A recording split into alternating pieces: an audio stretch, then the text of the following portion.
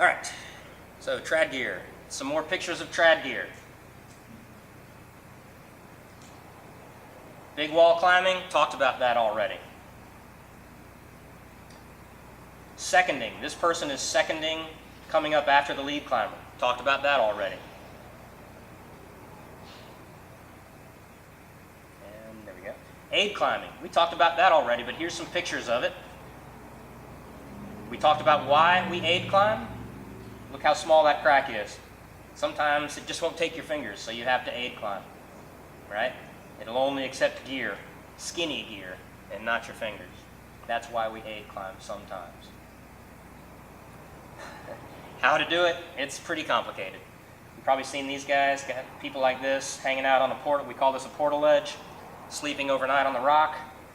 You know, you can do that on a big wall, or you could take Hans Florian's answer and just climb faster so you don't have to spend the night on the rock. His answer further would be that you have to spend the night because you took all that gear. That's part of his answer to that. All right, here's some more aid climbing, little cartoon. Good illustrator. Guy who does these cartoons, he's been in climbing magazines for 20 years or more. Does some really good illustrations. More aid climbing pictures. Cool thing about video is if you want to read this slide, you can hit the pause button and read this slide. But I'm going to kind of blast through this because I've talked about most of this stuff. Also, if I go a little bit long on this and you need to take a break and go get something out of the kitchen or whatever, you can hit pause too for that. Talked about this. Best climbers in the world have kind of a hobby out of free climbing, things that have historically been aid climbs. Single pitch rock climbing. Talked about it. Here's a picture of it, right? This is a real popular top rope climb up at Sand Rock in Alabama. The anchor is up here at the top of the cliff. To top rope this, you've got to walk up there somehow before you ever get to the top and set up an anchor up there and then come back down to the base and you and your buddies can top rope this climb. Sort of a funny aside to that, when you're a lot of times your climbing areas are in very rural areas, right? So you'll encounter locals at most climbing areas because usually in the southeast especially, climbing areas are in valleys and stuff and very rural sorts of areas, and you'll encounter some local color, let's say, and I can't tell you how many times I've been out at a climbing area, climbing up, doing it the hard way, and had somebody walk up to me and say, you know, there's a whole lot easier way to get up there, up around the backside. You can get up there a whole lot easier than the way you're doing it. So that's sort of an aside that's funny. It happens a lot too. But we do take the hard way, and that's kind of the point of rock climbing. Okay. Sport climbing, just another example of that. This is a 14A in Spain that's kind of a trade route. When I showed Tommy Caldwell this slideshow, he recognized the climb and he was like, oh yeah, I've touched those handholds. But this is a very popular 14A in Spain that a lot of people travel all the way across the world to do their first 514 on this 514 because it's one of the more doable 514s if there is such a thing. All right, sport climbing and bouldering, you're not limited by the gear. That's why you can do harder moves. Kind of touched on that already. This is a sport climber. You can see there's a rope. There's quick draws hanging into pre-drilled bolts that are pre-drilled into the rock. Okay. Bolts also allow us to climb things that are not accessible with traditional climbing. You may not have features in the rock that'll take your trad gear, so we have to place a bolt so that we can even get on the cliff. Whole climbing areas like Smith Rock in Oregon were developed because they literally ran out of features that they could climb traditionally, and so they started looking at the blank faces in between the cracks and saying, well, I'd like to try that, but we can't place any cams or nuts or any kind of traditional gear into any features because there aren't any. So they drilled the bolts into those blank faces, and hey, guess what? Turns out we can actually climb those faces. And that's kind of the definition of sport climbing. And that place I just talked about, Smith Rock in Oregon, because that happened there, we consider that the birthplace of American sport climbing. Sort of an aside too, that was a very insulated scene back in that day with Alan Watts and all those guys developing sport climbing and clipping bolts completely independent of the Europeans who'd been doing it forever. In America, except for Smith Rock, everybody had been adhering to the Yosemite ethic of only traditional climbing, not placing bolts unless you just absolutely had to, and if you fell, they were lowering themselves back down to the base of the climb every time they fell and starting from the beginning. Short climbing montage, just some pictures of it.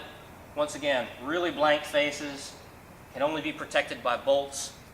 Because they're blank faces, they're very difficult physically to climb, and sport climbing tends to be more physically difficult than trad climbs. But once again, there are trad climbs that are in the 514 difficulty range. Bouldering, really good picture of a straight up boulder that we're bouldering on. Why do we boulder? It's, if sport climbing is us being unencumbered by gear and not having to fiddle with it that much, bouldering is a complete lack of gear, so it's strictly about the movement. It really is the limits of what we can physically do, the limits of the movements we can physically make in rock climbing can really be found in bouldering. Bouldering has its own difficulty scale too, by the way. It goes from 0 to 16. Right now it's at 16. Someday somebody will do a 17. Those are rated on a scale called the bouldering scale, the VERM scale actually. The V scale. VERM is the nickname of a guy who really is one of the fathers of bouldering. His name is John Sherman, and VERM is his nickname. We named the rating scale after him. We call it the V scale or the VERM scale. And right now it goes from V0 to V16. Only a couple of humans, again, using the term loosely, who are capable of V16. It will go higher, somebody will do something harder, but bouldering is the very limits of physical ability. It's power climbing, right? Some boulder problems are one move V11s. Such a thing exists, right? Usually there's 3, 5, maybe 8 moves at the most, just again for clarity. Now, something else too, it's real common for people to try to compare the bouldering difficulty rating scale to the Yosemite rating scale. Resist that temptation because they really are apples and oranges. The V scale is a rating of power, okay? The hardest spot, the hardest 5 moves on a roped rock climb is called the crux of the climb. It might be 5 moves, but the hardest spot in that 100 feet of roped climbing, we call that the crux. So once again, there's another term for you. Bouldering is best thought of the crux of a climb being pulled out of the roped climb and being brought down to the ground, and you're just doing the crux. So some people will try to say that V5 is like 512. Not exactly. It's better to say that a V5 is kind of like the crux of a 512 pulled out of the climb and brought down to the ground for a boulder problem. That's a really good way to think of it. V0 is best thought of as the crux of a 510. So V0 starts at hard, right? Already, even at 0, doesn't sound difficult. Don't get your ego smashed if you're limited to V0, V1 in a climbing gym or outside on the real rocks, because bouldering starts at hard. And part of the definition of bouldering is it should feel impossible the first half dozen or dozen times that you try it. And one of the things I like to say, we have it on a t-shirt actually, is bouldering, it's only impossible until it's not. So it should feel impossible to you until it's not. If you get on something and you're able to on-site these boulder problems, get on harder stuff. A little more about that, pretty much the same thing, right? Bouldering is also kind of cryptic, hard to figure out. We spot people and we take these little pads and lay them at the base. Girls have an easier time finding spotters when they're bouldering. It's just kind of what happens. Another montage, even Rocky had one, so here we go.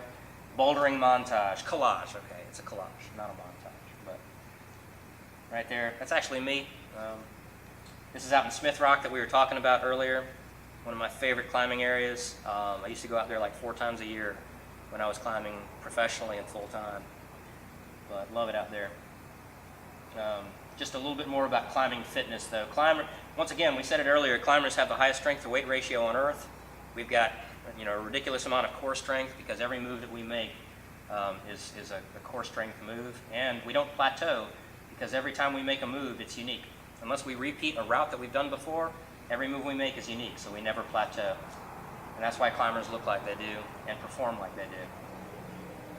Climbing gyms, this is where you learn the ropes. Just some examples of climbing gyms, very social places.